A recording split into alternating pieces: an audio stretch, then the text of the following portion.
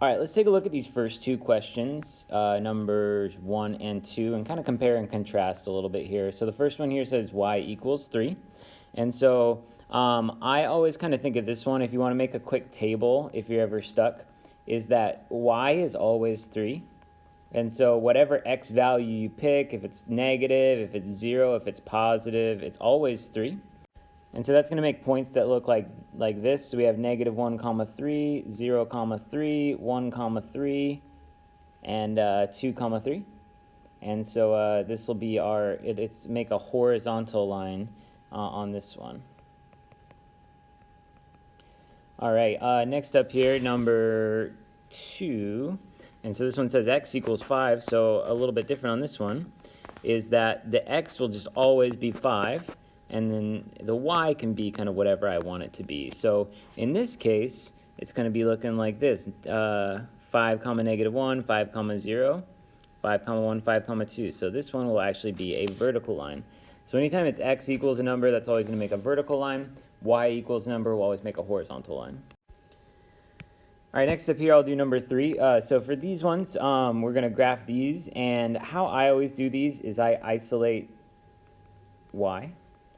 And so to isolate y here, I'm always going to subtract or add the x term over. If it's positive, I'm going to subtract it. If it's negative, I'm going to add it. So this becomes then negative 4y equals negative 7x minus 8. And then I'm going to divide whatever's in front of the y. So in this case, I'll divide by negative 4. And so this will become y equals, and when we divide everything. And this is negative over negative, so that's going to become positive, and I'm just going to leave it as a fraction, 7 over 4, x, and then plus 2. All right, so now we'll go ahead and graph this one. And so I'm going to start off with the y-intercept. So you start off with the b, which is always that number out back. And so I'll put that there at 2. And then we'll do a slope, which is m. And so that's going to be your rise over run. And so from here, we're going to go up 7 and over 4. Now, my graph doesn't go that high, so go up 1, 2, 3, 4, 5, 6, 7. And I'll kind of just estimate that it's right there. All right, next up, this one you can see is rising. It's increasing because it's a positive slope. All right, next up on number 5. So for this one, I'm going to isolate the y there. So I'm going to subtract the 2x over. Okay. And then I know that my b is negative 5, so I'll start there. And my slope is negative 2 over 1. Anytime it's a whole number, it's really over 1. So I'm going to go down 2 over 1 and graph my second point, and then we'll draw our line.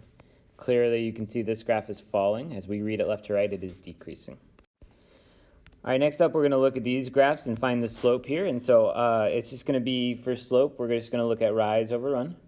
And so the rise here is down 1, 2. 1, 2. So that's negative 2. And then the run is going to be 1, 2, 3, 4, 5, 6. Negative 2 over 6.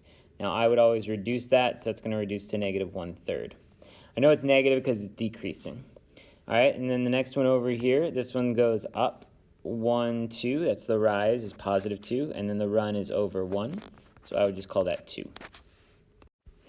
All right, last up here, we're going to find the slope between 2 points. So this one, we're going to use the formula y2 minus y1 over x2 minus x1.